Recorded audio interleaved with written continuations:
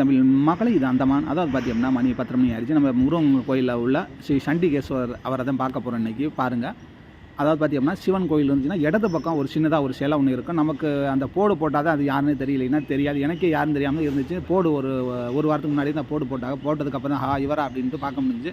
இதை பற்றி ஒரு தகவல் சொல்லலாம் உங்களுக்கு தெரிஞ்சது. அதாவது பார்த்தீங்கன்னா இவர் பக்கத்தில் போய் நம்ம பார்த்தீங்கன்னா கை தட்டுவோம்.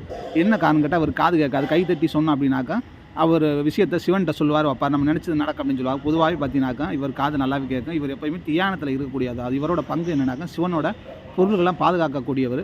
யார் வராக போகிறான்னு சொல்லிட்டு கணக்கு காட்டக்கூடியது சிவன்கிட்ட. இதே இவரோட வேலை. அப்படி இருக்கும்போது பார்த்தீங்கன்னாக்கா நம்ம போய் கை தட்டிக்கிட்டு இருக்கோம். ஆனால் பார்த்தீங்கன்னா பொதுவாக அப்படி பண்ணக்கூடாது.